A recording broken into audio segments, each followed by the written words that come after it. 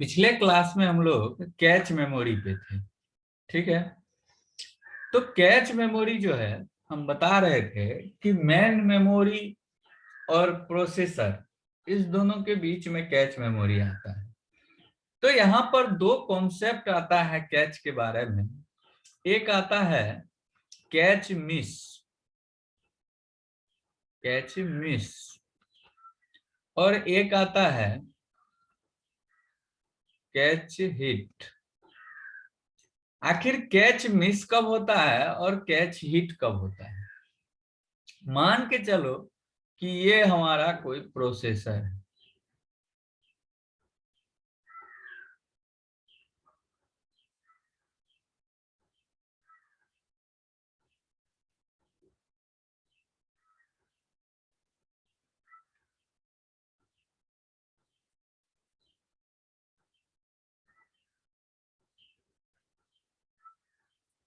ये सीपीयू है, यानी कि प्रोसेसर। ये हमारा जो है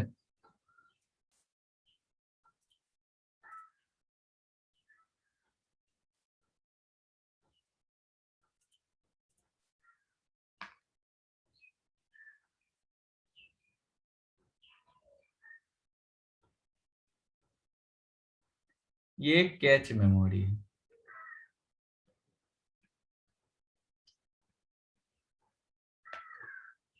ये जो है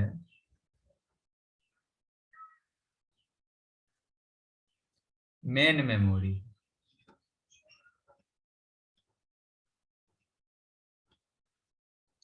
और ये जो है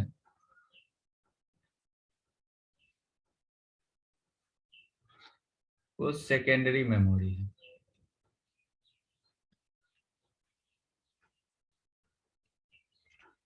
तो यहां पर हम देख रहे हैं कि कैच मेमोरी छोटा है, उससे बड़ा मेन मेमोरी है, उससे बड़ा सेकेंडरी मेमोरी है। तो हमारा सीक्वेंस भी यही होता है। हम पिछले क्लास में हायरार्की जब मेमोरी का बताए थे तो उसमें बताए थे कि साइज के रिस्पेक्ट में अगर देखा जाए तो सेकेंडरी मेमोरी का साइज ज्यादा होता है। कॉस्ट, साइज और स्पीड, ये तीन टर्म है। तो सीपीयू के जो सबसे नजदीक होगा उसका कॉस्ट सबसे हाई होगा, उससे जो दूर होगा उसका कॉस्ट उससे थोड़ा सा लो होगा, और जो सबसे दूर होगा वो सबसे सस्ता होगा। साइज जो सीपीयू के सबसे नजदीक है उसका साइज जो होगा वो तुम्हारा सबसे छोटा होगा, उससे बढ़ते जाएंगे सो एंड सो ऐसे होते जाएगा। स्पीड जो सीपीयू के नजदीक है उसका सबसे ज्यादा होगा, और सो एंड सो।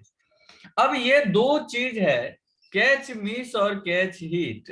ये दो चीज क्या होता है, तो हमारा सेकेंडरी मेमोरी का कुछ पार्ट कहाँ अवेलेबल रहता है? Some parts of secondary memory are available in the main memory, और मेन मेमोरी का कुछ पार्ट जो है वो कहाँ अवेलेबल रहता है? हमारा कैच मेमोरी में। कहाँ पे? कैच मेमोरी में। अब ये डाटा हमारा सीपीयू जो है वो डाटा फेच करना चाहता है यहाँ। अगर ये डाटा यहाँ मिल गया, कैच मेमोरी में ये डाटा अवेलेबल है, दैट मीन्स कि ये कैच हिट हो गया। क्या हो गया? कैच हिट हो गया। अगर ये डाटा, अगर हमारा सीपीयू भेजा और डाटा नहीं मिला, तो डाटा अगर नहीं मिला तो यही कहलाता है कैच मिस। अब तुम कहोगे कि सर अगर कैच मेमोरी में डाटा नहीं मिला तो फिर क्या होगा? तो कुछ नहीं होगा, हमारा सीपीयू चला जाएगा कहाँ? मेन मेमोरी में, और मेन मेमोरी से डाटा लाएगा कहाँ? सीपीयू में। और एक चीज और, कि ये सीपीयू का जो है, जो डाटा लाए हैं, एक कॉपी हमारे कैच मेमोरी में भी रखेगा। एक कॉपी कैच मेमोरी में, वन कॉपी। ठीक है, ये अगर यहां भी डाटा नहीं मिला तो फिर कहां से डाटा लाएगा? सेकेंडरी मेमोरी से डाटा लाएगा मेन मेमोरी में, मेन मेमोरी से डाटा जाएगा सीपीयू में, बट उसका एक कॉपी जो है वो कैच मेमोरी में रखेगा। कैच मेमोरी में रखने के पीछे रीजन क्या है कि कैच मेमोरी ये कहता है कि जो रिसेंटली डाटा यूज होगा, जो सबसे अपडेटेड डाटा यूज होगा, वो कैच मेमोरी में रहता है, जिससे कि हमारे सीपीयू को एग्जीक्यूशन टाइम सीपीयू का कम हो जाता है, मिनिमम हो जाता है। इसीलिए हमारे कैच मेमोरी में सबसे अपडेटेड और सबसे रिसेंटली डाटा को स्टोर किया जाता है। अगर सीपीयू किसी डाटा का डिमांड किया कैच मेमोरी को, अगर कैच मेमोरी के पास वो डाटा अवेलेबल है, तब वो कैच हिट कहलाएगा। अगर वो डाटा कैच मेमोरी में अवेलेबल नहीं है तो वो कैच मिस कहलाएगा।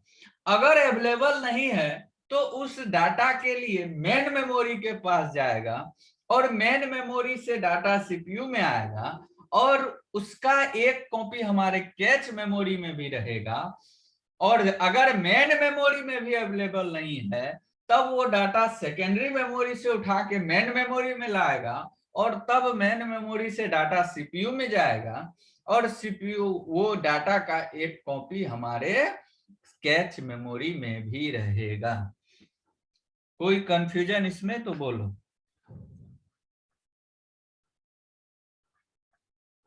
No sir. If CPU wants to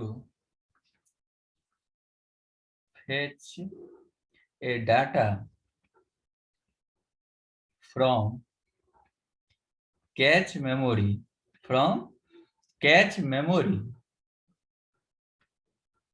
and that's data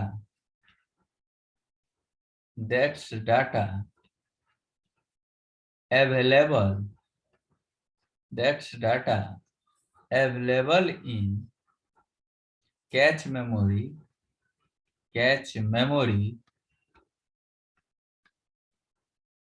in that condition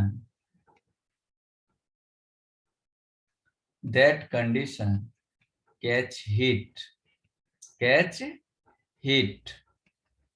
otherwise catch miss।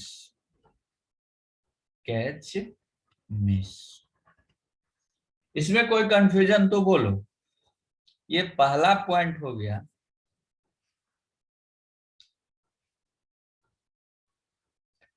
दूसरा point, in the condition of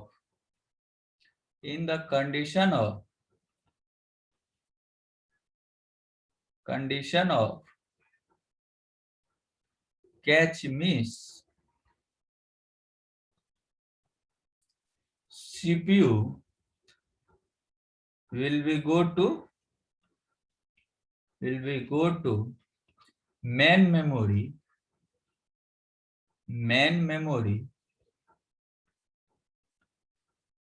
then fetch the data from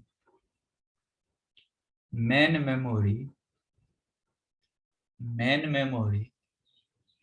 and also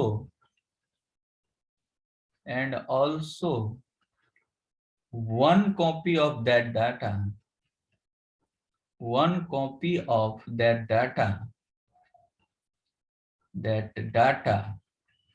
will be stored in, कहां पे?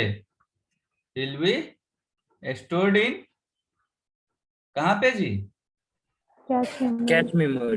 Cache memory.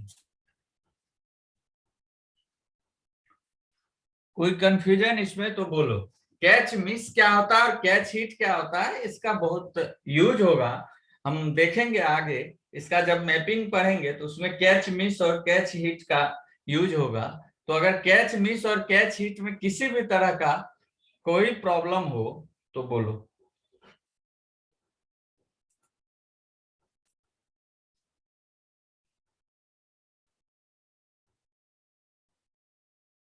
फिर से एक बार बता दें, catch organisation में catch data memory और टैग दो चीज होता है।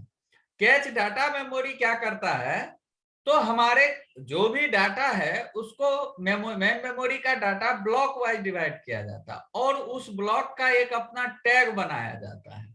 जैसे यहाँ पर हम देख रहे हैं मेमोरी 0, मेमोरी 1, ये सब का एक ब्लॉक बना हुआ, ये ब्लॉक है, ये ब्लॉक है, ये ब्लॉक है, सो एंड सो सारा ब्लॉक है।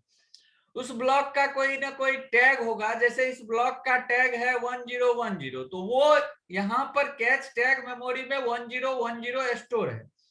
कैच टैग मेमोरी में ये दूसरा ब्लॉक स्टोर है, तीसरा ब्लॉक, सो एंड सो सारे मेमोरी के ब्लॉक का टैग कैच टैग मेमोरी में स्टोर है। उसके बाद ये कैच डाटा मेमोरी जो है, वो कैच डाटा मेमोरी क्या कर रहा है, उस ब्लॉक जो है, वो ब्लॉक जिस ब्लॉक को कॉल किया जाता है, जो टैग दिया जाता है, उस ब्लॉक को वो कॉल करता है। जैसे एग्जांपल के तौर पर अगर टी टैग जो है कॉल हुआ तो 1001 कॉल हुआ, तो हमारा कैच डाटा मेमोरी जो है सो वो BI यानी कि ब्लॉक नंबर आई को कॉल करेगा, और ब्लॉक नंबर आई क्या है, MI, यानी कि यहाँ पर जो डाटा है उसको वो फेच करेगा। यही काम है किसका, कैच डाटा मेमोरी का। तो यहाँ से इनडायरेक्टली हमारा जो है मेन मेमोरी का ब्लॉक कॉल हो जाता है। अब तुम्हारे मन में एक चीज आ रहा होगा कि सर जब एक्चुअली इसी के थ्रू कॉल करना था, इसी के थ्रू कॉल करना था, तो फिर इसका क्या नीड हो गया। तो नीड है हमारा टैग जो है, सो टैग तो सिर्फ और सिर्फ ब्लॉक का एड्रेस कंटेन कर रहा है, तो कम मेमोरी जो है ऑक्यूपाई कर रहा है। तो इसीलिए हमारा ये नीड है कि कम मेमोरी में हम उस ब्लॉक को स्टोर करके रखें। यदि पूरा का पूरा जो है ब्लॉक लाएं तो हमारा मेन मेमोरी का पूरा ब्लॉक, हम अभी तुरंत पिछले पेज में बताए हैं कि मेन मेमोरी का कुछ ही पार्ट कैच मेमोरी में होता है, क्योंकि respect to main memory cache memory बहुत छोटा होता है। तो इसीलिए उस टैग से काम चलवाते हैं और उस ब्लॉक का टैग रखते हैं और उस टैग के थ्रू उस ब्लॉक को कॉल करते हैं। तो हमारा कम मेमोरी में बहुत ज्यादा डाटा एक्सेस करने का हमको ऑथोरिटी मिल जाता है। इसमें कोई कंफ्यूजन तो बोलो। और आगे जो है सो इसके बारे में थोड़ा सा बताए हैं कि हमारा मेमोरी जो है वो किसमें करता है, ग्रुप इनटू ब्लॉक, यानी कि बहुत सारे मेमोरी को एक साथ एक ब्लॉक ग्रुप किया जाता है, जो इसको कि हम ब्लॉक कहते हैं, और उसी ब्लॉक को इन और आउट करते हैं। ऐसा नहीं कि उस ब्लॉक में से कोई पार्टिकुलर पार्ट करते हैं, पूरा ब्लॉक को इन, पूरा ब्लॉक को आउट करते हैं। जैसे कहेगा कि EC 6 सेमेस्टर जो है सो आएगा, तो EC 6 सेमेस्टर में कोई एक स्टूडेंट नहीं है, सब का सब उसमें आ जाता है। बात समझ में आया। तो ये टैग जो है वो indicate to what part of the memory the block belong, यानी कि जो टैग है वो मेमोरी का कौन सा पार्ट है। जैसे देखो यहाँ पे ये टैग क्या कहता है कि पहला ब्लॉक, दूसरा ब्लॉक, तीसरा ब्लॉक, चौथा ब्लॉक, सो एंड सो आईवा ब्लॉक, उस ब्लॉक को कॉल करना है। तो टैग कुछ नहीं है, टैग जो है उस पूरे ब्लॉक को इंडिकेट करता है, सिर्फ और सिर्फ इंडिकेट करता है, ना कि उसका डाटा रखता है।